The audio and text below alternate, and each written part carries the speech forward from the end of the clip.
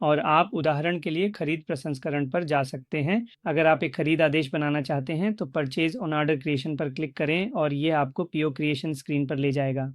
और अगर आप मी21 में अच्छे से परिचित हैं और आपको अच्छी जानकारी है तो ये आपको लगभग वैसा ही लगेगा। आप यहाँ देख सकते हैं हमने ये एक स्टैंडर्ड परचेज ऑर्डर कैसे प्राप्त किया ताकि हम एक परचेज ऑर्डर बना सकें। क्या ऐसा भी है? तो NS12 के आधार पर सेट करें और आप इस कंपनी कोड को कैसे चाहते हैं। मैं आपूर्तिकर्ताओं को सेट करना चाहता हूं खरीद संगठन के अनुसार, और मेरा खरीद संगठन है NS12 जो कि एक महत्वपूर्ण और प्रमुख संगठन है। NS12 मुझे एक अल्ट्रा परचेज ऑर्डर मिला। मैं इस विक्रेता का चयन करूंगा, ओके पे क्लिक करूंगा। मुझे विक्रेता मिल गया और सामग्री का खरीद संगठन NS12 है। और खरीद समूह 001 सामग्री को प्राप्त करने के लिए प्लांट के अनुसार आप यहाँ देख सकते हैं। ठीक है, सब कुछ मी21 जैसा ही दिखता है और यही कारण है कि मैं हमेशा अपने सदस्यों को ये बताता हूँ। वह एक फ्यूरी ऐप यूज़र इंटरफेस में है जिसे आप टाइल्स के माध्यम से एक्सेस कर सकते हैं, जिसे आप उस वेब पोर्टल के माध्यम से एक्सेस कर सकते हैं, फिर टाइल्स के माध्यम से। लेकिन एक कंसल्टेंट के रूप में अगर आपके पास ECC में पर्याप्त अनुभव है और आपको ट्रांजैक्शन के बारे में अच्छी समझ है कि कैसे उपयोग करना है, कैसे बनाना है आदि, तो आपको थ्योरी के बारे में ज़्यादा सोचने की ज़रूरत नहीं है। थोड़े बहुत बदलाव आप आसानी से अपना सकते हैं। ठीक है, ये बात उन लोगों के लिए है जो ECC में काम कर रहे हैं और फिलहाल उन्हें अवसर मिल रहा है या वे सीख रहे हैं। जहाँ तक हाना की बात है तो यह पूरी तरह नए लोगों के लिए है। उनके लिए सब कुछ नया है तो वह एक अलग बात है। लेकिन आपके पास पहले से ही अच्छी समझ है, आप जानते हैं कि मी21N का उपयोग कैसे करना है। तो क्या आप इसे देख पा रहे हैं? क्या यहाँ कोई चमत्कार होने वाला है? तो कुछ ही अंतर हैं। कुछ ट्रांजैक्शन में निश्चित रूप से आप 20-30% का अंतर देख सकते हैं या फिर 5% जैसा अंतर हो सकता है। प्लांट के अनुसार मटेरियल कहाँ है, प्लांट विवरण के अनुसार मटेरियल,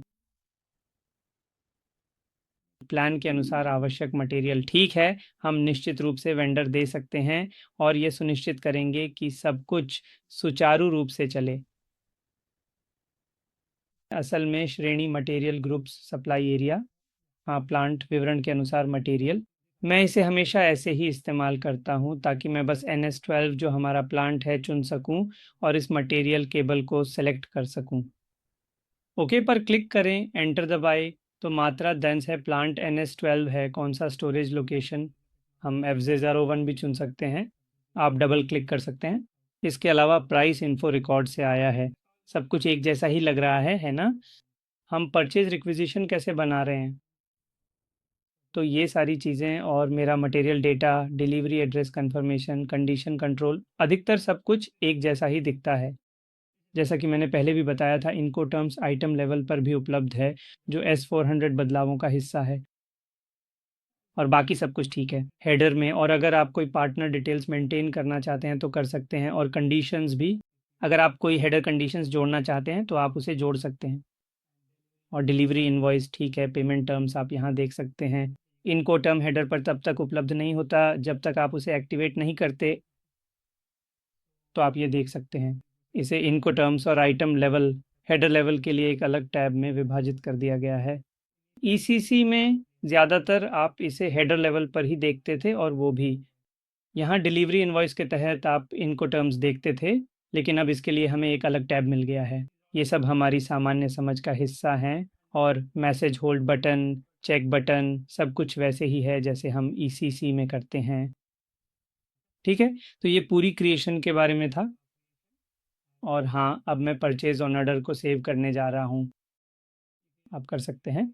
आमतौर पर हम ECC में सेव बटन ऊपर देखते हैं, लेकिन यहाँ ये नीचे दाईं ओर दिखता है।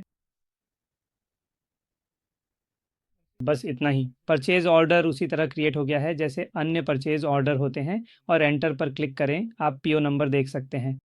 तो ये वह तरीका है जिससे आप अपनी भूमिका में टाइल्स जोड़ सकते हैं। चाहे आप एक परचेज़र के रूप में काम कर रहे हों, हम परचेज़र को भूमिका देते हैं, या आप इन्वेंट्री क्लर्क के रूप में काम कर रहे हों, SAP ने हर ट्रांजैक्शन के लिए कई भूमिकाएं दी हैं और उन्हें यहाँ जोड़ा जा सकता है। मुझे उम्मीद है कि इस वीडियो में आपने सीखा कि टाइल्स कैसे जोड़ें और फ्योरी का उपयोग करके परचेज ओमाडर कैसे बनाएं। और मैं और भी कई वीडियो लेकर आ रहा हूं जो भी मुझे हमारे दर्शकों के लिए उपयोगी लगेगा, और मुख्य रूप से ये उनके लिए सीखने के लिए एक नई चीज़ होगी। और अगर आप एक फ्रेशर को देखें जो सीधे S/4HANA में अपना करियर शुरू कर रहा है, तो उसके लिए सब कुछ नया है। तो मैं हमेशा कोशिश करता हूँ कि SAP में नए आने वालों और ECC में अनुभव रखने वाले तथा S/4HANA में ट्रांसफॉर्म हो रहे लोगों के बीच संतुलन बनाऊँ। मुझे दोनों को ध्यान में रखकर वीडियो बनानी होती है। और देखने के लिए धन्यवाद। और अगर आप यूट्यूब पर देख रहे हैं तो आप वीडियो को शेयर कर सकते हैं, और यदि आप यूडीमी पर देख रहे हैं तो आप अपनी बहुमूल्य समीक्षा प्रदान कर सकते हैं। धन्यवाद।